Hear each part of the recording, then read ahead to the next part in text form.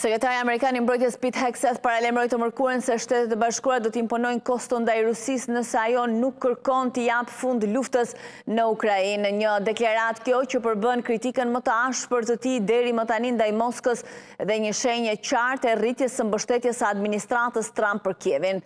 Deklarata e Hegseth të bëra gjatë një takimi të NATO-s të përqendruar në Ukrainë pasqyrojnë frustrimin e thelluar të Shtëpisë së Bardhë me presidentin rus Vladimir Putin në prag të një takimi të së premtes mes presidentit amerikan Donald Trump dhe presidentit Ukrainës Volodymyr Zelensky.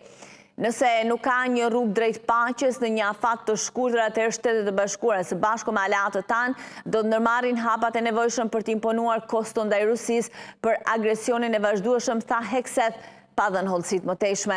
Ky qëndrim përqafon një kthes të fortë nga paraqitja e tij e parë në selinë e NATO-s në shkurt, ku kishte deklaruar se Shtetet e Bashkuara kishin interesa më urgjente në pjesë të tjera të botës dhe mund të largohej nga Europa.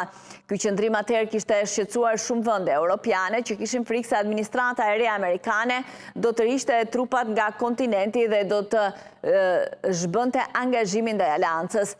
Hegseth kishte refuzuar të merrte pjesë në disa nga takimet e fundit të grupit të kontaktit për mbrojtjen e Ukrainës, forum që ju drejtua të mërkurën.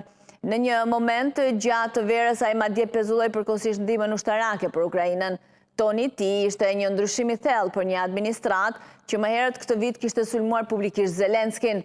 Në shkurt, Trump dhe zëvendës presidenti J.D. Vance e kishin qortuar ashpër liderin Ukrainës në zyrën ovale duke akuzuar se po e tepronte me kërkesat ndaj Shteteve të Bashkuara.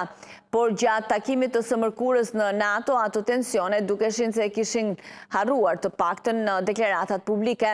Shtetet e Bashkuara mbetet e qartë për faktin se parandaluesit më efektiv ndaj agresionit rus janë një NATO vdekjeprurse e aftë dhe udhëhequr nga europianët dhe një ushtri ukrainase me besueshmëri luftarake, tha Hegseth. Ftoja e fundit mes Washingtonit dhe Moskës vjen pas disa muajsh përpjekje për dialog nga Donald Trump dhe këshilltarët e tij. Në gusht, Trump pati një takim ballë për ballë me Putin në Alaska që tronditi Kievin dhe disa vende europiane të shqetësuara se ai mund të pranonte narrativën ruse mbi luftën. Trump e cilësoi takimin si mundësi për përparim, por Vladimir Putin ju përgjigj duke ndërmarrë një valë sulmesh me dron dhe raketa ndaj Kievit, më të ashpra se çdo herë gjatë 4 viteve të fundit që vran dhjetra civil. Frustrimi i Trump me refuzimin e Putin për armëpushim ka çuar në disa telefonata dhe takime të drejtë për drejta me Zelensky në muajt e fundit. Madje të dielën ai sugjeroi se mund të dërgojë raketa Tomahawk në Ukrainë për të goditur objektivat në thellësi të territorit rus. Takimi planifikuar për të premten mes Trump dhe Zelenskit pritet të fokusohet në ndihmën ushtarake shtesë për Ukrainën, një marrëveshje të propozuar për të ndarë teknologji dronësh mes dy vendeve. Disa ministra europiane përshëndetën fjalimin e Hegseth. Ai konfirmoi edhe një herë se Shtetet e Bashkuara janë një aleat i vërtetë dhe i përkushtuar ndaj NATO-s, dhe kjo është pikërisht ajo që tha dhe presidenti Trump, tha ministri estonez i mbrojtjes. Por të tjerë mbetën të kujdesshëm.